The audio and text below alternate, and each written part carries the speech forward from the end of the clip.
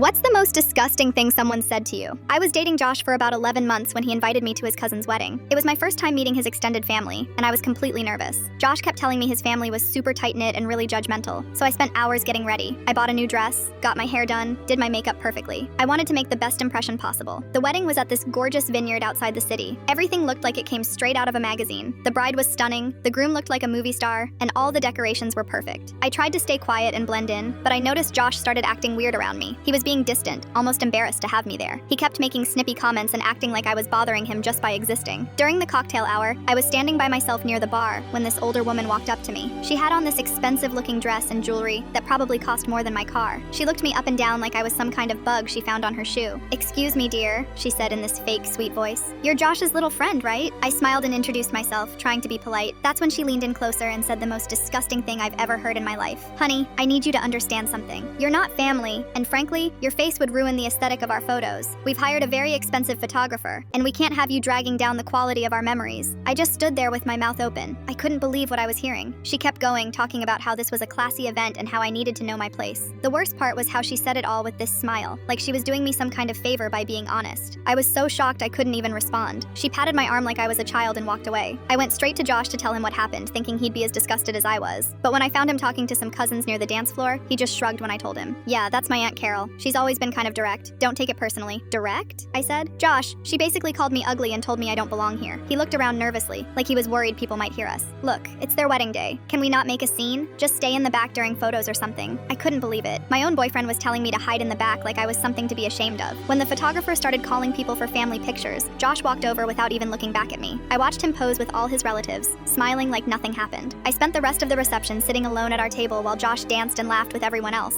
Every time I tried to join conversations, people would give me these looks like I was interrupting something private. Josh acted like I wasn't even there. When we finally got in the car to leave, he had the nerve to ask me why I looked so upset. "You've been sulking all night. It's embarrassing." "Embarrassing?" I said. "Your aunt told me my face would ruin their photos, and you did nothing. You actually agreed with her." He rolled his eyes. "She didn't say it like that. You're being dramatic. This is exactly why my family thinks you're too sensitive." That's when it hit me. Josh hadn't defended me because he agreed with them. He was embarrassed of me. He brought me to this wedding knowing his family would treat me like garbage, and he was okay with it. I made him drop me off at my apartment instead of his place. The next morning, I woke up to 3 texts from him asking why I was being so moody over nothing. I blocked his number and never spoke to him again.